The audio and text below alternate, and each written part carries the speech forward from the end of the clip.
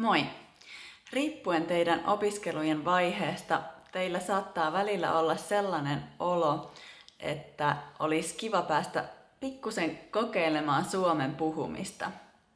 Te ymmärrätte ehkä jo lähes kaiken, mitä te kuuntelette, ja tuntuu siltä, että te ette pääse enää etenemään pelkästään kuuntelemalla, ja teidän pitäisi päästä sille seuraavalle tasolle.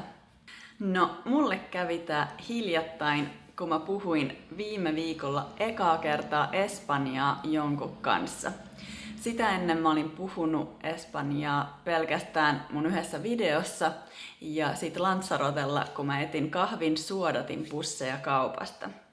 Ja viime viikolla mä sit vihdoin rohkaistuin ja osallistuin tällaiseen keskustelupöytään, jossa oli muita Espanjan opiskelijoita ja me sit juteltiin keskenämme.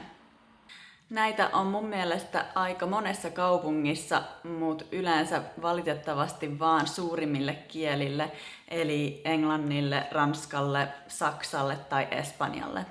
Mä siis aloitin opiskelemaan espanjaa huhtikuussa, eli mä oon nyt opiskellut huhti, touko, kesä, heinä, elo, syys, loka ja marraskuun, eli noin 8 kuukautta. Mä aloitin tosi motivoituneena ja oikeasti kuuntelin mun podcastia aina kun mä menin töihin, mutta sitten kesällä mulla oli niin paljon töitä, että se jäi vähän vähemmälle. Nyt mä kuuntelen kuitenkin useamman kerran viikossa noita podcasteja tai normaalilla nopeudella puhuttuja videoita YouTubesta. Mulla ei ole siis tarkoituksena oppia puhumaan sujuvasti espanjaa tietyn aikavälin kuluessa, vaan tää on tällainen pidemmän aikavälin projekti, koska mulla on muita asioita, joihin mä haluan myös käyttää aikaa. Mutta siis musta alkoi tuntua, että mä alan pikkuhiljaa olla valmis kipuamaan sen seinän tai muurin yli, joka estää mua puhumasta, vaikka mä ymmärrän suurimman osan, mitä mä kuuntelen.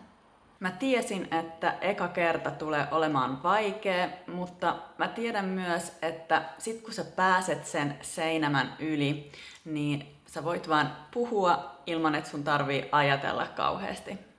Eli miten tää mun keskustelupöytäkokemus meni? No, mä ymmärsin lähes kaiken, mitä muut opiskelijat sanoi. Mä sain mun suuni auki, mä sain kerrattua, mikä on mun lempiruoka, mikä olisi mun unelmaduuni ja mitä mä teen vapaa-ajalla. Mä sain jopa mainostettua tätä oppimistapaa, mitä mä käytän. Teinkö mä hirveitä kielioppivirheitä?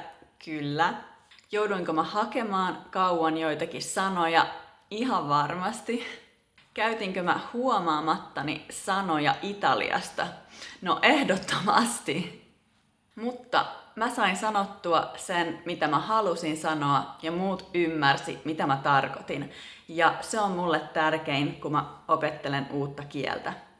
Tää oli siis eka isku sitä muuria vasten. Tällä kertaa mulla oli mielessä hyviä lauseita, mutta sit kun oli mun vuoro puhua, niin mulla löi ihan tyhjää ja kaikki tuli väärinpäin ulos. Mut se on ihan normaalia. Mä tiedän, että ensi kerralla se tulee olemaan helpompaa. Mä saan ehkä sanottua vähän enemmän oikein. Kaiken tämän selityksen tarkoituksena oli siis rohkaista teitä menemään tällaisiin tapahtumiin. Mä tiedän, että se ei ole kaikkialla mahdollista ja sen takia mä tein sen Facebook-ryhmän, mutta mä en tiedä miten aktiivisia ihmiset on siellä ja mä oon ajatellut, että mä voisin ehkä jossain vaiheessa tehdä myös henkilökohtaisia tuutorointeja. Toivon, että tekin pääsette kohta sen muurin yli ja alatte puhua sujuvasti suomea. Nähdään ensi kerralla. Moikka!